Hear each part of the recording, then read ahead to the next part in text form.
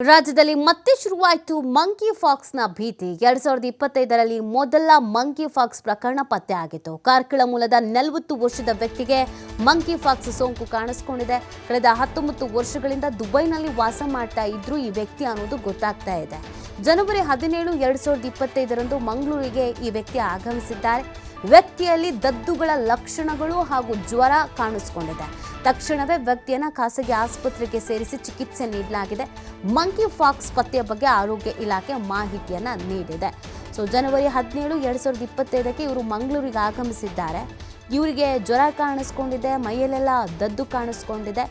ಇವರನ್ನು ಇಮಿಡಿಯೇಟ್ ಆಗಿ ಆಸ್ಪತ್ರೆಗೆ ದಾಖಲು ಮಾಡಲಾಗಿದ್ದು ಚಿಕಿತ್ಸೆಯನ್ನು ನೀಡಲಾಗಿದೆ. ಎಲ್ಲ ಟೆಸ್ಟ್ಗಳನ್ನು ಮಾಡಲಾಗಿದೆ. ಆಗ ಕನ್ಫರ್ಮ್ ಆಗಿದೆ. ರಾಜ್ಯದಲ್ಲಿ ಮತ್ತೆ ಮಂಕಿ ಫಾಕ್ಸ್ನ ಭೀತಿ ಇದೀಗ ಎದುರಾಗ್ತಾ ಇರೋದು. 2025ರಲ್ಲಿ ಮೊದಲ ಮಂಕಿ ಫಾಕ್ಸ್ ಪ್ರಕರಣ ಪತ್ತೆ ಆಗೋದ್ರ ಮುಖಾಂತರವಾಗಿ ಆತಂಕಕ್ಕೆ ಕಾರಣವಾಗ್ತಾ ಇದೆ. ಕಾರ್ಕಳ ಮೂಲದ 40 ವರ್ಷದ ವ್ಯಕ್ತಿಗೆ ಮಂಕಿ ಫಾಕ್ಸ್ ಸೋಂಕು ಕಾಣಿಸ್ಕೊಂಡಿದೆ. ಇವರು ಸುಮಾರು 19 ವರ್ಷಗಳಿಂದ ದುಬೈನಲ್ಲೇ ವಾಸ ಮಾಡ್ಕೊಂಡಿದ್ರು, ಅಲ್ಲೇ ಇದ್ರು. ಈಗ ಆಗಮಿಸಿದ್ದಾರೆ. ಜನವರಿ 17ಕ್ಕೆ ಇವರು ಮಂಗಳೂರಿಗೆ ಬಂದಿರೋದು. ಆದರೆ ಇವ್ರಿಗೆ ಜ್ವರ ಮತ್ತು ದದ್ದುಗಳೆಲ್ಲ ಕಾಣಿಸ್ಕೊಂಡಿದೆ. ಆಸ್ಪತ್ರೆಗೆ ಕರ್ಕೊಂಡು ಹೋಗಲಾಗಿದೆ. ಅನುಮಾನ ಬಂದಿದೆ. ಟ್ರೀಟ್ಮೆಂಟನ್ನು ಮಾಡೋದಕ್ಕೆ ಶುರು ಮಾಡಿದ್ದಾರೆ. ಮಂಕಿ ಫಾಕ್ಸ್ ಅನ್ನೋದು ಗೊತ್ತಾಗಿದೆ. ಆರೋಗ್ಯ ಇಲಾಖೆ ಇದನ್ನು ಕನ್ಫರ್ಮ್ ಮಾಡಿದೆ. ಹೌದು, ಮಂಕಿ ಫಾಕ್ಸ್ ಕಾಣಿಸ್ಕೊಂಡಿದೆ ಅನ್ನೋದನ್ನು ಆರೋಗ್ಯ ಇಲಾಖೆ ಕನ್ಫರ್ಮ್ ಮಾಡಿದೆ. ಸಹಜವಾಗಿ ಇದೊಂದು ಆತಂಕಕ್ಕೆ ಕಾರಣವಾಗ್ತಾ ಇರುವಂಥದ್ದು.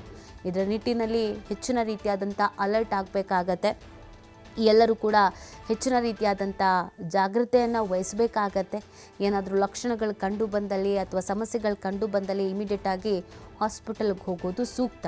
ಕಾರ್ಕಳ ಮೂಲದ 40 ವರ್ಷದ ವ್ಯಕ್ತಿಗೆ ಈ ಮಂಕಿ ಫಾಕ್ಸ್ ಕಾಣಿಸ್ಕೊಂಡಿರುವಂಥದ್ದು. ಇವರು ದುಬೈನಲ್ಲಿ ಸುಮಾರು 19 ವರ್ಷಗಳಿಂದ ನೆಲೆಸಿದ್ರು. ಈಗ ಜನವರಿ 17ಕ್ಕೆ ಇವರು ಬಂದಿದ್ದಾರೆ. ಇದೀಗ ನೋಡಿದ್ರೆ ಮಂಕಿ ಫಾಕ್ಸ್ ಅನ್ನೋದು ಕನ್ಫರ್ಮ್ ಆಗಿದೆ. ಸ್ವತಃ ಆರೋಗ್ಯ ಇಲಾಖೆಗೆ ಇದನ್ನು ಕನ್ಫರ್ಮ್ ಮಾಡಿರೋದ್ರಿಂದ ಜಿಲ್ಲಾಡಳಿತ ಇದೀಗ ಎಚ್ಚೆತ್ತುಕೊಂಡಿದೆ.